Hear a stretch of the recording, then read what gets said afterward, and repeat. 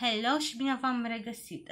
Pentru ziua de azi am pregătit un clip cu empties. Am aici o grămadă de empties. Am două recipiente mari, ca să zic așa, de empties și cred că o să mă apuc să pun așa pe categorii și revin. Cred că o să încep cu o categorie de produse pe care am uitat-o data trecută când am filmat clipul ăla cu 14 luni, deoarece respectivele ambalaje erau puse într-o pungă și punga a ajuns sub o noptieră și am uitat de punga respectivă, și anume produsele menstruale. Că tot în ultima perioadă, nu știu, despre menstruație la mine pe canal, culmea. Și am așa o cutie din asta de tampoane, efectiv de tampoane de la Siempre. Sunt cele cu două picături, așa, și sunt ok. Nu pot să zic că mă omor eu după tampoane, prefer absorbantele, dar totuși sunt de menționat. Da, și ca mențiune pune în clipul ăsta și ambalajele care trebuiau să intre la seria aia de clipuri cu empties pe 14 luni, ca să ne înțelegem mai bine. E adevărat că o parte din tampoanele și absorbantele astea încă sunt în uz, dar am zis să scap de ambalajele astea mari, că am altă organizare la absorbante și tampoane. Am aici un pachet din asta de absorbante Always pentru noapte. Sunt nivelul la 4 ca lungime și pentru, cum să zic, la partea care vine, nu știu, spre partea posterioară, ca să zic așa, sunt mai largi un picuț, ca să prevină scurgerile. Să continuăm tot cu Always. Am aici cel puțin două pachete din astea de Always Sensitive. Sunt alea normale, de zi, cu ghilimele de rigoare de zi cu zi, de lungime normală, cum ar veni. Astea sunt Always Sensitive, deoarece acelea normale de la Always nesensitiv îmi provoacă iritații, sincer să fiu, și sunt nemulțumită de situația asta. Și de asemenea, pentru aia care s-ar putea plânge că vai, Doamne, ce măfturoasă, ei bine, iritațiile în zona genitală nu sunt o joacă și nici nu știu, un moft sau altceva. Sunt foarte serioase, deoarece din iritație până în răni și din răni în infecții în zona genitală e foarte puțin, așa că nu e de joacă.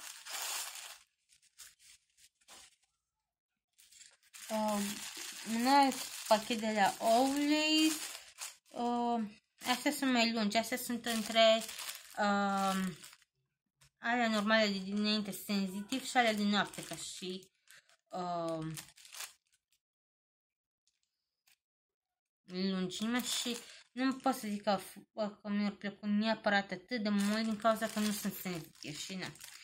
Tocmai v-am explicat ideea că mă irit de la astea. Și mai am pe aici. Și mai am astea de la Evita din Kaufland. Sunt foarte nasoale, cum zic, se sfâșie în mai puțin de 2 ore de purtat, ceea ce nu e ok. Nu că se umple sau ceva, se sfâșie efectiv. Deci ori costa ele 2,50 lei sau 3 lei, dar mai bine pătată, că nu folosesc nimic decât să le folosesc pe astea. Nu știu cum să vă explic altfel. În schimb, alte produse de la Kaufland care mi-au plăcut foarte mult, pe partea asta de absorbente și sunt ca lungimea sunt echivalentul la astea, nivelul 2 de la Olay, sunt astea de la Bevola. Sunt 18 bucăți într-un pachetok din asta și nici nu știu cât costă. 5-6 lei și sunt ok-ish, ca să zic așa. Mult mai bune ca cele de la Evita, mult mai bune. Și da, când e să-mi cumpăr absorbente din astea mai lungi, între Olay și Bevola, astea le prefer pe Bevola pentru că fac cam același lucru și astea de la Bevola sunt mai ieftine. Pe când, mă rog, diferența de preț la Olay zbănesc că vine foarte mult din marketing. Și echivalentul celor sensitive nivel 1 de la Olay sunt astea de la Sempre din Lidl. 20 de bucăți, cred că până în 6 lei. Un pachetok din ăsta mare. Și am 2. Și din asta. Și mai nou, pentru că am găsit ceva reducere în decembrie. După mijlocul decembrie la Libres în Lidl cu vreo 7 lei și ceva pachetele astea de 20 de bucăți. Le-am luat pe astea. Ce să zic, astea verzi mi se par mai groase decât astea în urma, astea Secure Fit sau, mă rog, da, cu Secure Fit. Așa că, da, pe viitor să-mi aduc aminte să le iau mai degrabă pe astea. Și acum să trecem la categoria random. Am 2 pachete din astea de șerțele umede, unul mare și unul mic, ambele de la Lidl, sunt ok, le sunt mai revăzut la mine de nu știu câte ori, merită recumpărate. Un ceai lor sunt cu fructe de pădure, iarăși ok, asta are 40 de pliculețe, a 1,5 grame, nici nu știu cât am dat pe el, sub 5 lei, cred că am dat pe el, e ok.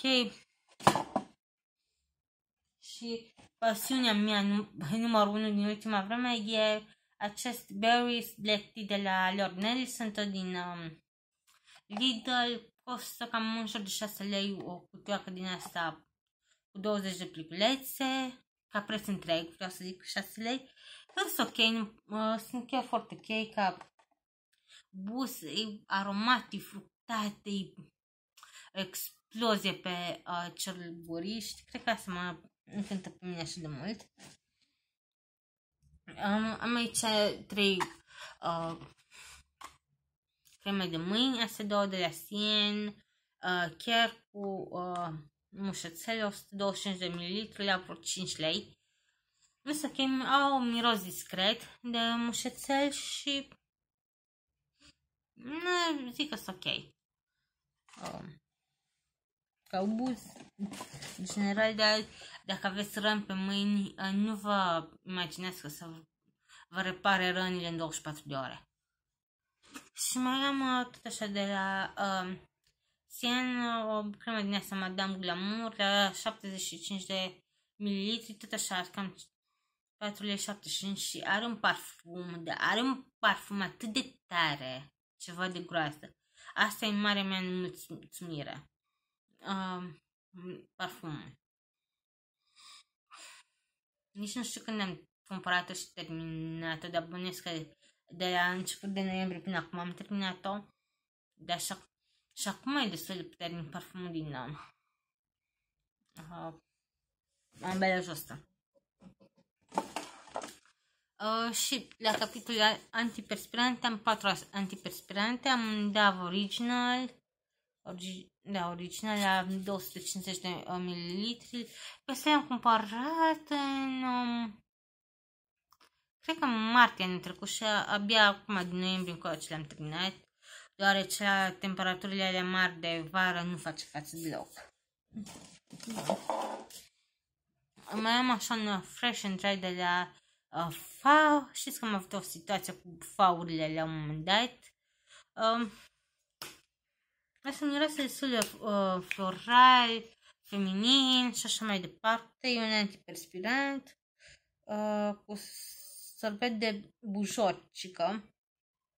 A fost ok, pot să mă plâng prea mult de el, dar nu. Parcă totuși prea feminin pentru mine. Mai am rolionul ăsta de la Bevola. Are 50 de mililitri. Și a fost relativ ok, dar că dacă știți că transpirați enorm, nu vă bazați pe asta. Și miros un pic cus așa delicat, discret, chiar foarte putrat, girly și așa mai departe. Și mai am acest Skin Invisible, da, Invisible, toate antiperspirant, fără alcool. Și la 200 de ml și asta e mai girly și așa. Și trecem la produse pentru păr. Am o balsamul ăsta de păr de la CN Professional cu ulei de macadamia. Știți că îl cumpăr și le cumpăr în draci mai nou și e chiar foarte ok. Îmi place ce face. Parcă e o idee mai bună ca gama normală la 3 lei și ceva de la CN. Șamponul ăsta de la Dove Shine Revive e de la Dove, sper că am spus bine că e de la Dove. Mai mult e mirosul de el, sincer să fiu. Miros din ăla intens, dulce, în fine. Știu că Nicoletei Stănciucă îi plăcea această gamă de la Dove acum ceva timp. Și de-aia am și cumpărat șamponul ăsta pentru păr uscat, dar cred că mi-a reactivat dermatita seborreică, printre altele. Ok? Mai am aici o vopsă de păr cu balsamul aferent de la Longcolor Expert Hemp Style. Știți că fac reclamă la nuanța asta și de asta am cumpărat nuanța. Se vede oarecum mai mov în cap, nu roșcat, dar așa avem nevoie de două din astea și n-am știut și n-a prins chiar ca lumea vopsa, deci e 100% vina mea pentru toată situația. Am Head Shoulder-ul ăsta Citrus Fresh pentru dermatita seborreică la 300 de ml. Ăsta și Clear ce mai fac ceva împotriva dermatitei mele seborreice, că altceva nu ajută. Că nu, de ce ar ajuta altceva? Și da, cam toate variantele astea de la Head Shoulders care nu sunt 2 în 1 sunt foarte ok pentru mine. Mai am aici o spumă de păr de la Bevola, cumpărată la început de vară, am terminat-o. Dar având în vedere că am cumpărat la început de vară și acum suntem la sfârșit de iarnă, deci hai să zic că 8 luni m-a ținut una din asta de 250 de mililitri. Plănesc să caut o variantă din alea mini la 50, 100, 150 de mililitri. Cred că în dăm s-ar putea găsi. Știu că am câțiva ani ceva de la Balea. Așa. Am un șampon uscat de la Nivea Fresh Revive pentru tonuri închise. Da, e pentru tonuri închise, dar dacă te culci părul nespălat în tradițional după șamponul ăsta, faci varză pernele. Și la fel și apa din vană. Sper să nu-i să vă las niște poze cu situația și da, e un șampon uscat bun, doar că în ultima vreme am început să observ că șampoanele uscate încă rezolvă situația cu dermatita seborreică în sensul negativ. Să trecem la spunurile lichide. Am Balea Sensitiv. A fost ok, săpunul ăsta lichid, nu pot să zic că vai, ce diferență mare, ce nu știu ce în privința lui, dar a fost ok. Spală bine și așa mai departe și face treaba. Scrie aici că ar fi vegan, dacă vedeți. Și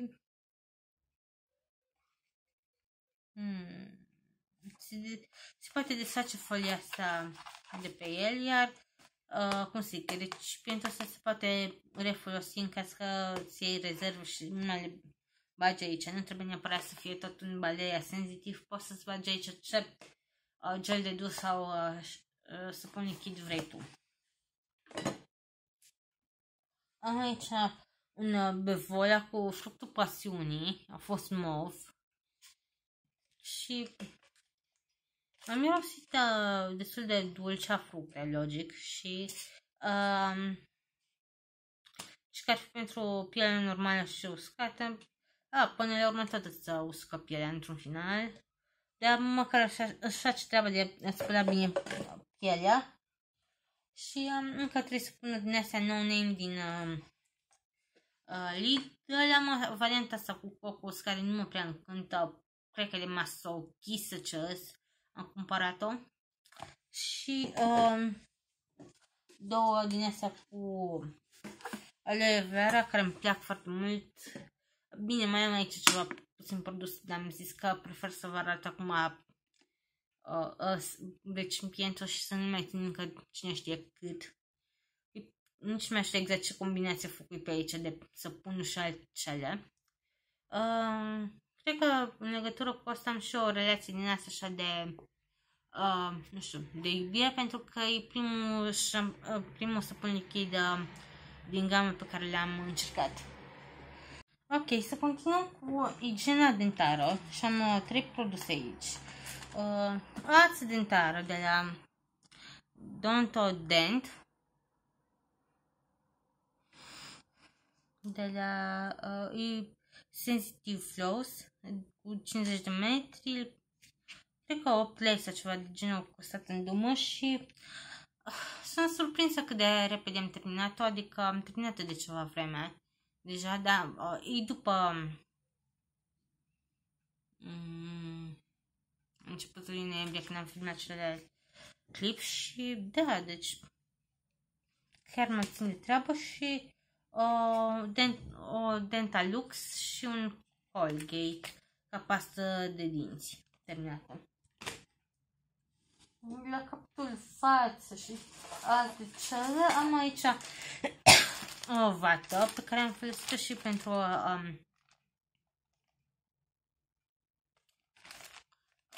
pentru cum se spune, pentru ștergerea acetone și alte cele, nu doar pentru față. Mai o din asta de bețișoare de urechi, nici mai știu de unde, o apă micelară de la Sien, e foarte ok, șterge cam aproape tot ce trebuie să șteargă, e varianta sensitiv, dar nu cred că face față la machiaj waterproof. Am 2 balsamuri de buze de la Sien Care, asta albastru deschis, sunt ok-iși. S-a cam terminat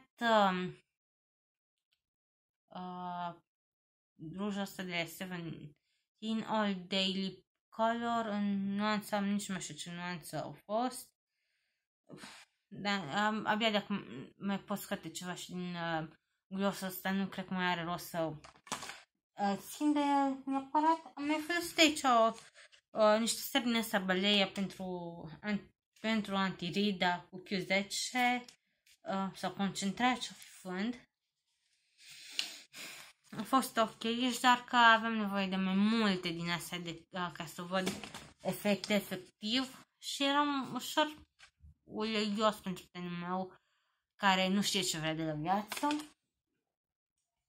și arunc fondul ăsta de ten în nuanța New de la Avon, ciocolă pentru că e de multă vreme, din 2017, are aproape 4 ani de zile, are vreo 44 de luni de când îi cumpărați, că îmi se pară, e vechi, e cremos, se pune pe față și ceva, nu mă joc cu așa ceva, indiferent de părerea oricui.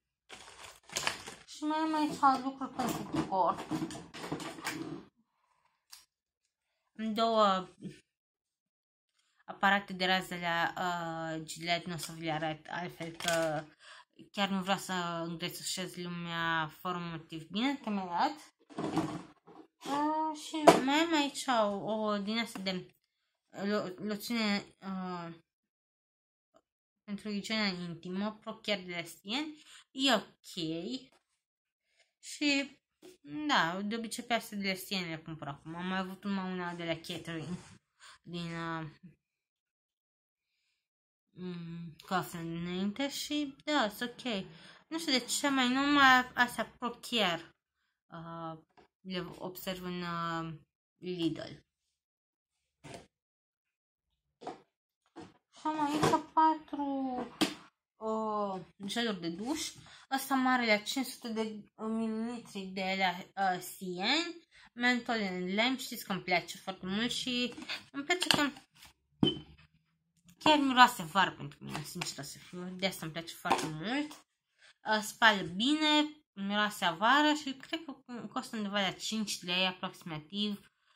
Nu mi se pare așa de mult. Mai am aici un gel de duș de la Balea. Nu se închide ca lumea asta acum. Sport and Refresh. Miroase a cocos. Mirosul artificial de cocos pe care eu îl urăsc din ficați. Sau îl detest mai degrabă din ficați. Nu știu ce am cu el. Deci aici scrie că e cu extract de mentă. Ca să mă atras pe mine. Că meat mince extract. Asta înseamnă în germană cu extract de mentă. Dar în fine. Miroase de felă vară, spota, reîmprospătare, mă rog. Am un pitic pe creier și ultimele două produse sunt de la Bevola. Nu Balea, Bevola. Astea două pe care le-am cumpărat chiar înainte de Crăciun. Nu de mult s-au terminat. Am această variantă la 300 de ml cu orhidee mov. Miroase cumva așa mai elegant, mai extravagant, floral, dulce, spală ok. Și mai am varianta asta la 500 de ml. Nu aș putea să vă spun exact miroase, dar miroase mai discret, e cu coacăs de negre și iasmia. Miroase cumva spre floral mai degrabă și discret, m-am mai zis. Sunt ok, sunt amândouă ok și cred că o să le recumpăr la un moment dat. Și acesta a fost clipul pentru astăzi. Vă pup și la revedere!